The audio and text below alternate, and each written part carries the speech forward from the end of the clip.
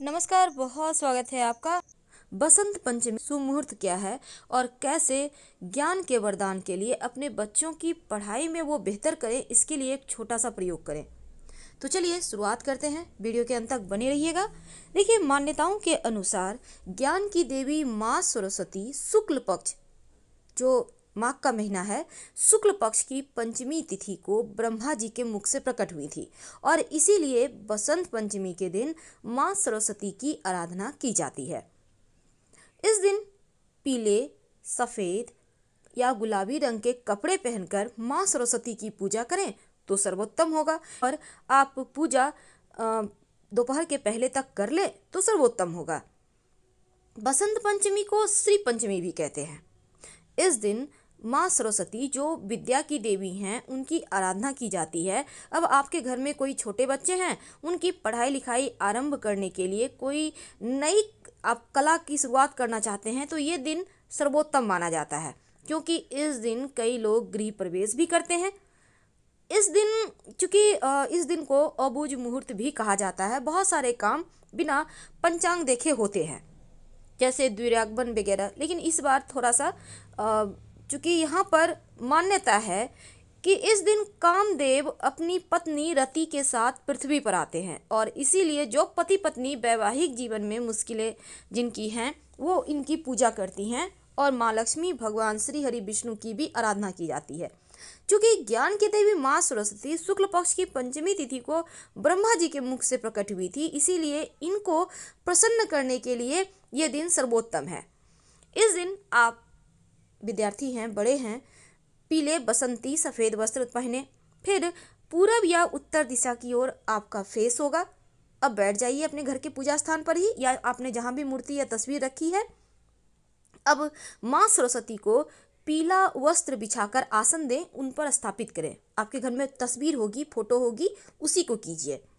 अब माँ को रोली, मौली धागा और केसर, हल्दी, चावल, पीले पुष्प, पीली मिठाई, मिश्री, दही, हलवा, आपके पास जो भी है कोई भी वस्तु अर्पित करें। इस दिन बैर वही आपको पता है ना, बैर, उसको भी अर्पित किया जाता है माँ को। और आम की मंजरी अर्पित की जाती है, गेहूं की बालियां भी अर्पित की जाती है। माँ सरस्वती को सफ़ेद चंदन और पीले सफ़ेद पुष्प भी आप अर्पित जरूर करें। अगर आपके घर में केसर डालकर खीर बनाकर माँ को भोग लगाएं और बच्चों को खिलाएं तो आपके बच्चे बुद्धिमान होंगे। माँ सरस्वती का मंत्र है ओम ऐं सरस्वत्यै नमः। ओम ऐं सरस्वत्यै नमः। इस मंत्र का जप करने से आपकी पढ़ाई लिखाई में जो बाधा योग है ना, वो समाप्त हो जाता है और बच्चे खूब पढ़ते हैं। इस बार बसंत पंचमी के मौके पर दो बहुत ही खूबसूरत से योग बन रहे हैं, जिसके कारण आप कोई भी शुभ कार्य कर सकते हैं। खास तौर पर अमृत सिद्धि योग और रवि योग का संयोग इस दिन को और भी खास बना रहा है। अब बसंत पंचमी इस बार चूंकि रेवती नक्षत्र में मनाई जा रही है और इस दिन लोग पीले वस्त्र पहनकर सुबह सवेरे माँ की आराधना करें तो सर्वोत्तम होगा। वैसे तो जो बसंत पंचमी का पूजा का शुभ मुहूर्त है वो इस दिन हालांकि पूरे दिन रहेगा और दोपहर 11:30 से 12:30 के बीच ज़्यादा अच्छा मुहूर्त है, तो इस समय भी आप करें तो बेहतर होगा। अब आपके घर में बच्चे हैं, पढ़ाई लिखाई करते हैं, आप बड़े भी हैं, आप लोग भी ये प्रयोग कर सकते हैं। क्या करेंगे, आपके घर में केसर होगा, थोड़ा सा केसर ले लें, उसको थोड़े से पानी में भिगो दें। अब इसको चांदी की तीली या चांदी की कोई भी वस्तु के सहारे जो बच्चे हैं घर में, उनके जीभ पर एंग एंग है माँ सरस्वती का बीज मंत्र, उसको लिखिए केसर से। केसर जो आपने किया है उसको चांदी की कील उसमें डुबोकर बच्चों के जीभ पर लिखिए एंग। आपके घर में बड़े हैं, आप खुद हैं, हर कोई एक दूसरे से लिखवाइए, क्योंकि ये एंग शब्द आपके ज्ञान को बढ़ाएगा, आपके अंदर जो पावर है उसको बढ़ाएगा। बहुत सिंपल है, पर इस बार करिएगा जरूर, क्योंकि बच्चों की परीक्षा भी तो सर पे है, तो इसलिए ये प्रयोग आपके लिए सर्वोत्तम होगा। चूंकि ये दिन नई शिक्षा आरंभ करने का भी दिन है, नई विद्या, नया कला, संगीत सीखने का दिन है। तो इस दिन आपके घर में छोटे बच्चे हैं, उनको स्लेट, पेंसिल या कागज पेन लेकर उनको लिखने का अब आज के दिन करवा लीजिएगा, यानी बसंत पंचमी के दिन शुरुआत, ये बहुत अच्छा रहेगा। और चूंकि बसंत पंचमी के दिन, जिसको हम भगवान श्री हरि और कामदेव की आराधना के लिए भी इस दिन को सर्वोत्तम माना जाता है, तो बच्चों की पढ़ाई अच्छे से हो, उनका खूब सारा ध्यान रहे पढ़ाई पे, वो राह ना भटकें, इसके लिए छोटे छोटे प्रयोग किए जाते हैं, ताकि आपके बच्चे आगे चलकर देश दुनिया में आप सबका नाम रोशन करें। तो इस दिन विशेष प्रयोग भी किए जाते हैं। अभी तक हमने आपको 2 प्रयोग बताए। देखिए, बहुत सिंपल प्रयोग है, पर करिएगा जरूर। और देखिए, इस दिन मोर पंख का प्रयोग भी किया जाता है। देखिए, बसंत पंचमी चूंकि बहुत ही खूबसूरत त्योहार है, और इस दिन जो शिव जी हैं उनका तिलकोत्सव जो होता है ना, तिलक चढ़ी जिसको कहते हैं, वो भी मनाया जाता है। तो इस दिन भगवान कामदेव को भगवान शिव ने उनके गलत कामों के कारण भस्म कर दिया था, और उनकी पत्नी जो थी रति, अपने पति और भगवान काम को वापस पाने के लिए 40 दिनों तक कठोर तपस्या की थी। हालांकि इस अवसर पर शिवजी ने आखिरकार उनके अनुरोध को स्वीकार किया और पति को वापस कर दिया था। लेकिन इस दिन के लेके बहुत सारी कहानियां हैं। लेकिन जो बच्चे हैं, अगर इस दिन एंग शब्द का उच्चारण करें, माँ सरस्वती को बैर का भोग लगाए, पके हुए पीले फल, वैसे चावल का भी इस दिन भोग लगाया जाता है, और सरस्वती चालीसा पढ़ ले तो उनके जीवन, उनका भविष्य अच्छा होता है। अब यहाँ पर देखिए, बच्चों के कलाई में माताएं या पंडित जी के द्वारा माँ सरस्वती को कलावा अर्पित करके उनकी कलाई में जरूर बांधिएगा, ताकि आपके बच्चों की सुरक्षा हो और हर तरह से वो स्वस्थ और मस्त रहें। इसके साथ ही इस दिन आप, चूंकि भावनाएं बसंत पंचमी के दिन उड़ान भरती हैं, तो ऐसे में इस माँ सरस्वती की जो पूजा कीजिएगा तो उनको मोर पंख जरूर अर्पित कीजिएगा।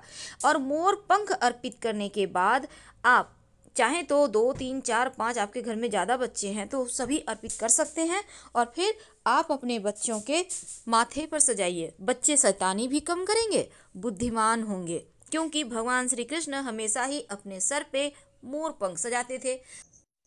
मोर पंख भगवान श्री कृष्ण को अति प्रिय है। वैसे तो मोर पंख जितना खूबसूरत दिखता है, उसके उतने ही ज़्यादा प्रभावशाली फायदे भी हैं, और भगवान श्री कृष्ण का श्रृंगार, उनकी पूजा मोर पंख के बिना अधूरी मानी जाती है। वैसे तो मोर पंख के बहुत सारे उपाय होते हैं, लेकिन आज एक खास उपाय कर लें। जब आप जन्माष्टमी मना रहे हैं तो उस समय एक उपाय कर लें तो जीवन की मुश्किलों से बाहर निकल आएंगे। सबसे पहला, ग्रहों के अशुभ प्रभाव से बचने के लिए मोर पंख के ऊपर 21 बार जो ग्रह आपको परेशान कर रहा है उस ग्रह से संबंधित मंत्र बोलकर इसे पानी का छींटा दें। इसके बाद इस मोर पंख को कहीं ऐसे जगह पर रखें जहां से ये दिखाई ना दे, यानी छुपा कर रख दें। इससे आपके ग्रह के अशुभ प्रभाव खत्म हो जाएंगे। यानी कि आपको अपनी अंजूरी में पानी लेना है, ग्रहों का मंत्र बोलना है। अब चंद्रमा गड़बड़ है, ओम सोम सोमाय नमः 21 बार बोल लें। जो जल है आपकी अंजूरी में मोर पंख पे डालकर इसको छुपा कर रख दें। उसी तरह आपको तमाम ग्रहों से करना है। दूसरा, अगर घर में बार बार बाधाएं आ रही है, बार बार निगेटिविटी परेशान कर रही है, तरक्की में बाधा है, तब अपने घर के मुख्य दरवाजे पर अंदर की तरफ से गणेश जी की प्रतिमा लगाएं और गणेश जी के माथे पर 3 मोर पंख सजा दें। घर की परेशानी दूर होगी, तरक्की के रास्ते खुलेंगे। अगर राहु परेशान करे तब मोर पंख को आप हमेशा ही अपने पास रखें, जैसे कि अपने पर्स में। आप विद्यार्थी हैं, आपके घर में बच्चे हैं, उनके पॉकेट में रखें, पर्स में रखें, किताब में रखें। आप चाहें तो बाह में ताबीज में डालकर भी धारण कर सकते हैं, राहु शांत हो जाएगा। अगर बार बार बुरी नज़र लगती है तो घर के मुख्य दरवाजे पर या डाइनिंग हॉल में ऐसे जगह पर मोर पंख लगाएं जहां लोग जो आपके घर में आते जाते हैं पहले मोर पंख पर ही नज़र पड़े। ऐसा करने से नज़र दोष समाप्त हो जाता है। आपके घर में बच्चे हैं, उनका पढ़ाई में मन नहीं लगता, उनकी किताबों में मोर पंख रखें। बच्चों का पढ़ाई में मन लगेगा, पढ़ावा याद रहेगा। शत्रु विरोधी बहुत परेशान करें तब आज के दिन मोर पंख पर हनुमान जी के मस्तक का सिंदूर से दुश्मन का नाम लिखकर हनुमान जी के पास रख दें, अपने घर के पूजा स्थान पर भी रख सकते हैं वैसे, और अगले दिन ले जाकर किसी बहते हुए पानी में बहा दें या पीपल के नीचे रखकर बिना पीछे मुड़े घर आ जाए, आपके शत्रु शांत हो जाएंगे।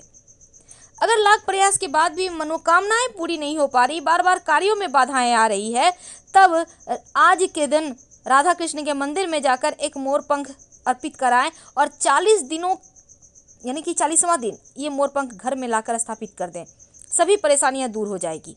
अगर वैवाहिक जीवन में अनबन है तो अपने बेडरूम में दक्षिण पूर्व दिशा में मोर पंख लगाइए, और अगर छोटे बच्चे हैं तो उनके तकिए के नीचे मोर पंख रख दें तो उनको डर नहीं लगेगा, नजर भी नहीं लगेगा, बच्चे आनंद से रहेंगे, खुश रहेंगे। और ये मोर पंख की महिमा ही बहुत है, क्योंकि मोर पंख सर पे सजाने से ज्ञान का वरदान मिलता है। अब जैसा कि हमने आपको कहा कि इस दिन भगवान शिव का तिलकोत्सव मनाया जाता है, इसलिए आप शिवलिंग पर आम की मंजरी, अबीर, जल जरूर अर्पित करें, ताकि आपके जीवन के हर परेशानी दूर हो जाए और शिव जी की कृपा से खुशियां मिल जाए। तो फिलहाल आपसे विदा लेते हैं। जानकारी अच्छी लगे तो लाइक कर सब्सक्राइब करें। धन्यवाद।